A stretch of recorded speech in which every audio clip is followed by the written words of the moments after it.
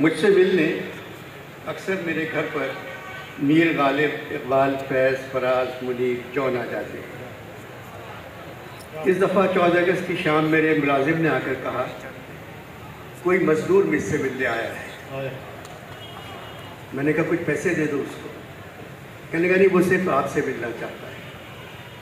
میں باہر چلا گیا، حبیب جالب میرے گھر آئے تھے۔ میں نے کہا 14 اگست 1947 کے بعد آج پھر مجھے آزادی کا دن اچھا لگ رہا ہے۔ میرے کمرے میں آ کر بیٹھ گئے۔ جالب کے بارے میں آپ لوگوں کو کچھ بتاؤں۔ جالب انجینئر تھے، سول انجینئر۔ سچائی، ایمانداری، وطن سے محبت کی عمارتیں تعمیر کرنے کے خواب دیکھتے رہے۔ ان کے پاس دولت نہیں تھی، وہ یہ عمارتیں اپنے قلم سے تعمیر کرنے کی کوشش کرتا رہا۔ ہر حکومت جالب کی عمارتیں گرانے میں مصروف رہی، کیونکہ وہ نہ سچ سے واقف تھی، نہ ایمانداری سے، نہ وطن کی محبت سے۔ جو کچھ لکھا سوائے سربراہوں کے ہر ایک کی سمجھ میں آ گیا۔ ایک قیامت ہے جالب یہ تنقید نو، جو سمجھ میں نہ آئے بڑا شعر ہے۔ یہ جالب کے شعر۔ انور مقصود میرے بارے میں اتنی تفصیل سے کیوں بتا رہے ہیں؟ جالب پڑھے لکھے خوشحال اپنے گھروں میں رہنے والوں کو بتا رہا ہوں۔ وہ شاید آپ کو اتنا نہیں جانتے جتنا بے گھر، زندگی سے بیزار، پریشان، سحر کے انتظار میں اندھیروں سے تنگ آئے ہوئے لوگ آپ کو جانتے ہیں۔ پڑھے لکھے خوشحال اپنے اپنے گھروں میں رہنے والے یہ کس ملک کے لوگ ہیں؟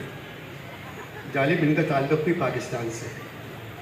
میں تو اب ان کے درمیان نہیں ہوں، پھر کیوں وقت خراب کر رہے ہیں؟ جب آپ کی شاعری ہمارے پاس ہے تو آپ ہمارے ساتھ ہیں، بلکہ آس پاس ہیں۔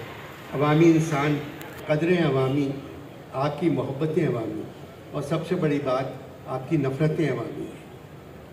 ہزاروں لاکھوں کروڑوں انسان جو خود کو پتہ نہیں کیوں پاکستانی کہتے ہیں، آج بھی آپ سے محبت کرتے ہیں۔ گدھے ہیں انور مقصود، عوام گدھے ہیں۔ ہاں، جتنا چاہے ان پر بوجھ ڈال دو پھر بھی چلتے رہتے ہیں۔ اس لیے گدھا شاعر وہ بھٹکے ہیں، مگر آپ سے محبت تو کرتے ہیں، آپ کی شاعری کو اپنے دل کی آواز سمجھتے ہیں۔ علامہ اقبال نے جو آپ کی ڈیوٹی لگائی تھی، میری ڈیوٹی اقبال نے کون سی لگائی تھی؟ اٹھو میری دنیا کے غریبوں کو جگا دو۔ اقبال کو انداز نہیں تھا انور مقصود، پاکستان کے غریبوں کی قسمت میں تو صرف جاگنا لکھا ہے۔ نہ چادر، نہ چار دیواری، نہ روٹی، نہ پانی، نہ بجلی۔ ان حالات میں کون سو سکتا ہے؟ 75 سال سے غریب جاگ رہے ہیں۔ علامہ اگر اس مسئلے کو یوں لکھ دیتے، اٹھو میری دنیا کے امیروں کو سلا دو، تو بہت بہتر ہوتا۔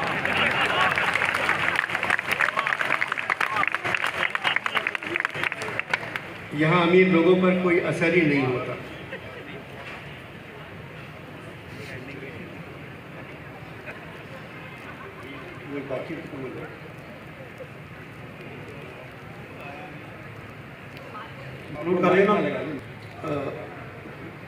اٹھو میری دنیا کے امیروں کو سلا دو تو بہتر ہوتا۔ یہاں امیر لوگوں پر کوئی اثر ہی نہیں ہوتا۔ میں نے اپنی طرف سے قوم کو جگانے کی بہت کوشش کی۔ اس کوشش میں 28 مرتبہ میں جیل چلا گیا۔ میری بات رہنے دو، اپنی سناؤ کتنی مرتبہ جیل گیا؟ جالب میں کبھی نہیں گیا۔ میں تو تم کو باضمیر سمجھتا تھا، پھر بھی تم جیل نہیں گئے۔ خاندان میں کتنے جج ہیں اور کتنے فوجی ہیں؟ جالب ایک بھی نہیں ہے۔ آپ کو تو جیل جانے کا شوق تھا۔ انور، ہاتھ کی لکیروں میں گھر جانے کا کوئی راستہ ہی نہیں تھا، ہر لکیر جیل کی طرف ہی جاتی تھی۔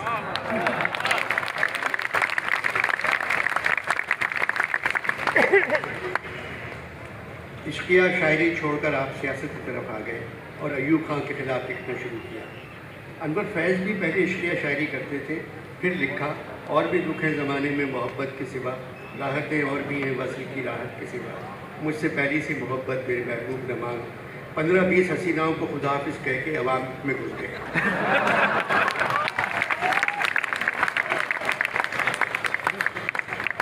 میں نے بھی 2 شعر لکھے اور تم لوگوں میں آ گیا۔ اب نہ وہ غزل اپنی، اب نہ وہ بیاں اپنا، راکھ ہو گیا جل کر ہر ہنسی گماں اپنا، منزلوں نہیں ملتا کوئی سایہ دیوار، کس کے پاس جائیں ہم، کون ہے یہاں اپنا۔ آپ ایوب خان کی بات کر رہے تھے۔ ایوب خان کی وجہ سے مجھے عالم بالا میں بھی جیل جانا پڑا. وہاں جیل ہے انور، یہ قدرت کا نظام ہے، جہاں مسلمان وہاں جیل. میں وہاں مشاعرے میں اپنی نظم دستور سنا دی. وہاں ایوب خان، یحییٰ خان، ضیاء الحق، بھٹو سب بیٹھے تھے. جب میں نے گا کے سنایا، ایسے دستور کو، صبح بے نور کو میں نہیں مانتا، میں نہیں جانتا. ایوب خان اٹھ کر یہاں کے دروگا کے پاس چلے گئے اور کہا یہ شاعر یہاں کے دستور کے بارے میں بکواس کر رہا ہے. 4-5 دروگا آئے اور مجھے پکڑ کر لے گئے. دوسرے دن جان ایلیا ایوب خان کے پاس گیا اور کہا میں افواج پاکستان کی قسم کھا کر کہتا ہوں، جالب یہ نظم آپ کے دور میں لکھی تھی. افواج پاکستان کی قسم سے بڑی قسم آپ کے نزدیک اور کیا ہو سکتی ہے؟ میں نے اللہ کی قسم نہیں کھائی. آپ کا صبر مشہور ہے، آپ کا صبر مشہور ہے، مگر جالب نے آپ کے دور میں جو صبر کیا ہے اس کی مثال نہیں ملتی. ایوب خان نہیں مانے، مجھے سزا ہو گئی. پھر میں نے کہا میں زمین کا آدمی ہوں، مجھے کام ہے زمین سے. یہ فلک پہ رہنے والے مجھے چاہیں یا نہ چاہیں. غزل کا خاتمہ کر کے آپ غریبوں کی طرف آ گئے. خود غریب تھا، اپنوں کی طرف آ گیا. ایوب کے دور میں پاکستان کی آبادی 10 کروڑ تھی. میں نے نظم لکھی 10 کروڑ انسانوں زندگی سے بیگانوں، صرف چند لوگوں نے حق تمہارا چھینا ہے. خاک ایسے جینے پر یہ بھی کوئی جینا ہے. بے شعور بھی تم کو بے شعور کہتے ہیں. سوچتا ہوں یہ ناداں کس ہوا میں رہتے ہیں. اور یہ قصیدہ گو فکر ہے یہی ان کو، ہاتھ میں علم لے کر تم نہ اٹھ سکو لوگوں. کب تلک کی خاموشی چلتے پھرتے زندہ ہو 10 کروڑ. یہ نظم لکھ کر آپ کو کیا فائدہ ہوا؟ انور لکھتے وقت میں نے فائدے کا کبھی نہیں سوچا، مگر اس نظم کے بعد میں تھوڑا سا فائدہ ہوا. کوٹ لگ کر چلا گیا، وہاں 3 وقت کھانا ملتا تھا. ایک کھانے کا فائدہ ہوا. گھر میں کتنے دن رہے؟ انور مقصود گھر میں بھی کہاں چین سے سوئے تھے کبھی ہم، جو رات ہے زندہ میں وہی رات پڑا. اگر کوئی باپ بھی بچوں کی خواہش پوری نہ کر سکے تو گھر زندہ کی شکل اختیار کر دیتا ہے.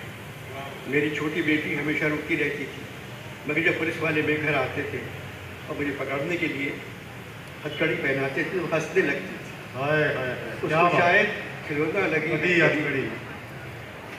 میری بچی مجھے دیکھ کر ہنس پڑی. بھٹو صاحب کی حکومت عوامی تھی. اس حکومت کے خلاف بھی آپ نے بہت لکھا، پہلے ایوب خان کے خلاف، پھر بھٹو کے خلاف. میں امریکہ کے خلاف تھا، یہ دونوں امریکہ کے غلام تھے.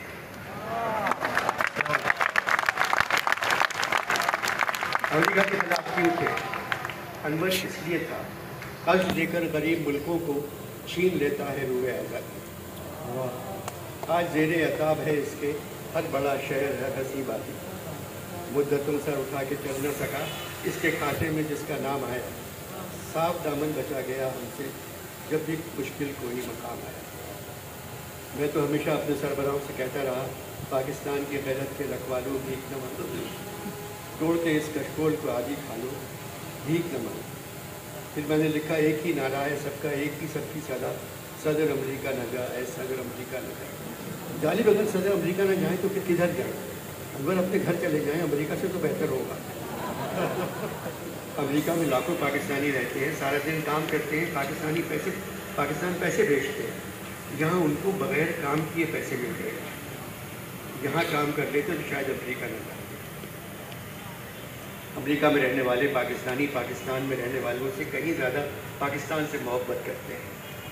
انور جو لوگ محبت کرتے ہیں ان کی قسمت میں قدرت نے جدائی لکھی ہے، ایک دوسرے سے دور ہو جاتے ہیں. سب سے بڑا دکھ بھٹو کے زمانے میں ملا. اے وطن میرے وطن تجھ کو بتا کیا ہو گیا، ہو گئی مہنگی شراب اور خون سستا ہو گیا. ہر ماشاءاللہ میں آپ پہ غداری کی تہمت لگتی رہی. انور وہ کہہ رہے ہیں محبت نہیں وطن سے مجھے، سکھا رہے ہیں محبت مشین گن سے مجھے. وہ کہہ رہے ہیں محبت نہیں وطن سے مجھے، سکھا رہے ہیں محبت مشین گن سے مجھے. فوج کے خلاف آپ نے بہت لکھا اور پاکستان کی کوئی جیل نہیں چھوڑی. اپنے شہروں سے زیادہ میں نے اپنے وطن کی جیلوں کو دیکھا. بھٹو کے خلاف کیوں ہو گئے تھے؟ غریبوں کے ووٹ سے ملک کا بادشاہ بنا. जो चीज़ें उसके पास कसरत से वो गरीबों में नहीं बांट सका। कौन सी चीज़ें? रोटी, कपड़ा और मकान। पढ़ा लिखा जमींदार भुट्टो के दौर में पहली मरतबा जेल से हुए। पाकिस्तान की मशहूर फिल्मी अदाकारा थी मुमताज़, उसको भुट्टो ने लाड़काना बुलवाया। मैंने नज़्म लिखी, कसर शाही से ये साजिर हुआ, लाड़काने चलो वरना थाने चलो। अपने वोटों की खुशबू लुटाने चलो, गीत गाने चलो वरना थाने चलो। मुंतज़िर है तुम्हारे शिकारी वहाँ, कैफ का है समा, अपनी आंखों का जादू जगाने चलो, मुस्कुराने चलो वरना थाने चलो। मुमताज़ से लाड़काना चली गई, मगर मैं कोट लखपत चला गया। आप मुमताज़ से मिले, मैं नहीं मिला, वो मुझसे मिलने कोट लखपत आ गया। भुट्टो के ज़माने में आपके घर पे पुलिस का छापा भी पड़ा था। मेरा घर तो हर दौर में छापे खाना बन जाता था। भुट्टो ने अपनी कुर्सी बचाने के लिए शराब पर पाबंदी लगा। रात के 2 बजे से पुलिस दरवाज़ा तोड़कर घर में दाखिल हुई। मैं सहन में चारपाई पर लेटा हुआ। मैंने कहा, भाई दरवाज़ा तो पहले से टूटा हुआ था, मज़ीद तोड़ने की क्या ज़रूरत? घर की तलाशी लेते रहे, कुछ नहीं मिला, तो पता नहीं कहाँ से आधी भरी हुई शराब की बोतल निकाली और मुझे पकड़ कर ले गए। जस्टिस कियानी की अदालत थी। सरकारी वकील ने कहा, पाकिस्तान एक इस्लामी मुल्क है। इस्लामी मुल्क के वज़ीर आज़म जनाब जुल्फ़िकार अली भुट्टो ने शराब पर पाबंदी लगा दी है। इस पाबंदी के बावजूद मुजरिम जालिब के घर से आधी भरी हुई शराब की बोतल निकली है। जज साहब, इस जुर्म की सज़ा 6 महीने है। कियानी साहब ने कहा, ये मुकदमा झूठा है। जालिब के घर से खाली शराब की बोतल तो मिल सकती है, जालिब आधी भरी हुई शराब की बोतल कैसे?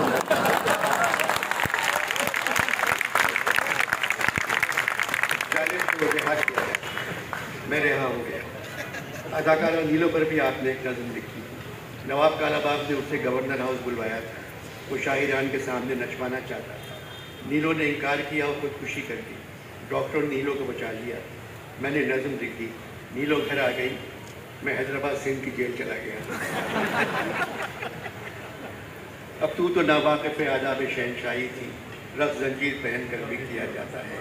तुझको इनकार की ज़रूरत जो हुई तो क्यों कर, साए शाह में इस तरह दिया जाता है। अहले सरबत की ये तजवीज़ है सर्कस लड़की, जिसको दरबार में कोड़ों से नचाया जाए। नाचते नाचते हो जाए जो पायल खामोश, फिर ना ताज़ीज़ तुझे होश में लाया जाए। लोग इस मंजर जहाँका को जब देखेंगे और बढ़ जाएगा कुछ सिफ़त शाही का जलाल। तेरे अंजाम से हर शख्स को इबरत होगी, सर उठाने का रियाया को ना आएगा ख्याल। तब शाहाना पे जो लोग गरा होते हैं, हाँ उन्हें जहर भरा जाम किया जाता है, क्योंकि नावाकिफ़ आदाब शहनशाही थी, रफ़्ज़ जंजीर पहन कर के किया। कभी किसी सरबरा की तारीफ में कुछ लिखा, अनवर ऐसी गज़ल कही न कहेंगे तमाम, इनाम दाद किसकी मिले शहरियार से।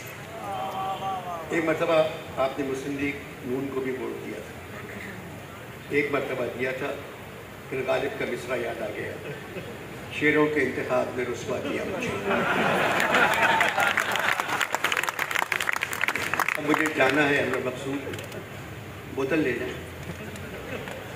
क्या खाली है? नहीं, भरी हुई है। फिर जाऊं क्यों, बैठिए डालूँ। बहुत बहुत शुक्रिया।